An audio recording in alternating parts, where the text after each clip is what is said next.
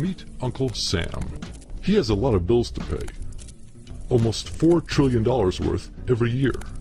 Uncle Sam's income is a little over $2 trillion per year. To make up the difference, the deficit, he does what most Americans do. He borrows money. When Uncle Sam takes out a loan, he calls it a bond. Bonds can be held by banks, investors, or even foreign governments. Uncle Sam has to promise to pay interest on these bonds, just as you do on any loan you take out. Ever think about paying your mortgage with your credit card? That's exactly what Uncle Sam does. He takes out new loans, new bonds, so that he can make payments on the old ones. All those loans, and especially all that interest, adds up. Right now, Uncle Sam owes about $14 trillion. To put that in perspective, $14 trillion is about the same as the national GDP, the total value of all the goods and services produced by the American economy in an entire year. It's such a huge amount of money that Uncle Sam is starting to run out of people to borrow from, and he's having trouble just paying the interest on his loans.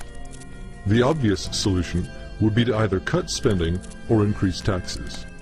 But if he cuts spending, the people that he's spending money on would complain that they don't have money to spend, and that he was hurting the economy. If he tried to raise taxes enough to close this gap, not only would people definitely have less money to spend, he'd probably have riots on his hands. So Uncle Sam chooses the easy way to make money. Just make it. He calls up the Federal Reserve, which is our central bank, and, like magic, dollars are created and deposited in banks all around America. The problem is that the more of something there is, the less it's worth. Same goes for the US dollar. The more dollars there are, the less each one will buy. That's why commodities like gasoline, food, and gold become more expensive when Uncle Sam does his money-making magic. The commodities aren't really worth more. Your money is just worth less. That's called inflation. Remember the foreign governments that lent money to Uncle Sam? When they lent money to the American government, something interesting happened. It made the US look richer, and their countries look poorer. When a country looks poor compared to America, $1 of our money buys a lot of their money. So they can pay their workers only a few pennies a day. With such low labor costs, they can sell their products in America for lower prices than any American manufacturer can. The easiest way for American companies to compete is to move their factories overseas and pay their workers a few pennies a day too. This contributes to a recession. Americans lose their jobs, stop paying taxes, and start collecting government benefits like Medicaid and unemployment. This means that Uncle Sam has even less income and even more expenses. At the same time, the people who still have jobs are desperate to keep them, so they tend to do more work but not to get paid anymore.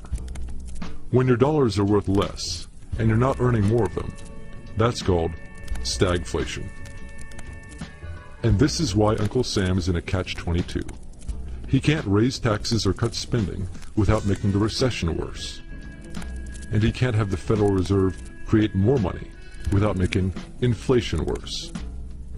For now, he can keep borrowing money, but since he can't even pay the interest on the loans he already has, it just makes his inevitable bankruptcy even worse. Whether it's in 2 months or 2 years, the day will come when Uncle Sam can no longer pay his bills. When that happens, the banks, investors, and foreign governments who are counting on that money won't be able to pay their bills. You see, just like Uncle Sam, governments, banks, and corporations don't actually have much money. Mostly, all they have is debt to each other. If one link in the debt chain stops paying, defaults, the whole thing falls apart. If investors can't pay their bills, corporations won't be able to pay their employees. If banks can't pay their bills, you won't be able to take out a loan, use a credit card, or even withdraw your savings. If foreign governments can't pay their bills, their own banks and corporations will have the same problems. That's called a global economic collapse. It's never happened before, so nobody really knows how bad it will be, how long it will last, or even how we'll eventually get out of it. The house of cards has already been built. There's no painless way to dismantle it now. All we can do is to educate each other about what's actually going on, and to prepare for what may be very extraordinary circumstances.